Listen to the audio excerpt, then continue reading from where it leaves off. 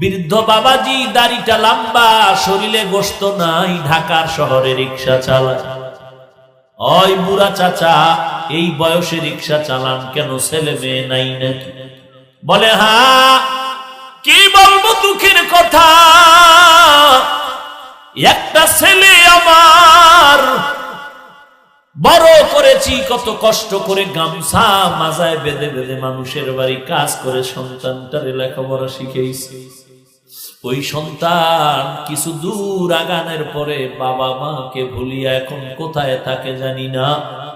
মাঝে মাঝে অনেকের কাছে শুনি বিয়া কইরা ঢাকার শহরে কোন জায়গায় থাকে, কত ঈদের রাত যায়।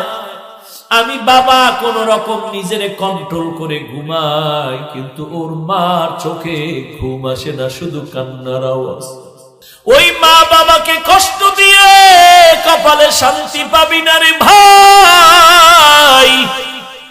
ওই বৃদ্ধ লোকটা কান্না করে, সন্তান লেখাপড়ার মাঝে আমাদের ফালাইয়া চলে গেল, এখন কই থাকে জানি না। আমি যদিও কন্ট্রোল মাঝে মাঝে করি, কিন্তু ওর মায়ের খানা নাই, ঘুম নাই, শুধু কান্নার আওয়াজ। আর কান্না করে করে বালিশটা ভিজাইয়া ফেলেছে। কত ঈদের দিন চলে যায়, সবার মুখে হাসি, ওর মায়ের মুখে হাসি নাই। আমি বললাম এই দুঃখে কি রিক্সা চালাইতেছেন? বলে না না, আরো দুঃখ, আমার দুটো মেয়ে আছে। বড় মেয়েটা বিবাহ দিয়েছি, মোটামুটি শান্তিতে জীবনযাপন করে, কিন্তু ছোট মেয়েটাকে বিবাহ দেওয়ার পর ওর জামাই ওকে বারবার মারধর করে আর বলে টাকা লাগবে 50-1 লাখ টাকা। একবার মেয়েটাকে পাঠায় দিল, মায়ের কাছে এসে কান্না করে। আমি মেয়েটার হাত ধরিয়া জামাইকে বুঝাইয়া দিলাম। 1 সপ্তাহ পর আবার মেয়েটা বাড়িতে হাজির। মেয়েটা ওর মায়ের সামনে পিঠের জামা উঠায় কয়, দেখো মা, টাকার জন্য আমাকে বেত্রাঘাত করেছে। ওর মায়ের কান্না আমি সহ্য করতে পারি নাই। আমি বাধ্য হই আমার মেয়েটার শান্তির জীবনের জন্য আজ আমি ঢাকার শহরে রিক্সা নিয়ে নেমে গেল। ওই 50,000 টাকা জমা না করে আমি আমার মেয়ের মুখে হাসি ফুটাতে পারবো না। আমার মেয়েরাকে রাখবেই না টাকা না দিলে।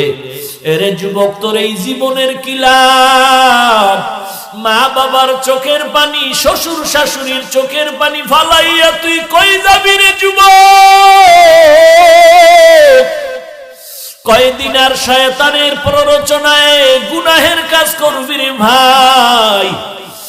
আর মা বাবাকে কষ্ট দিও না রে যুবক।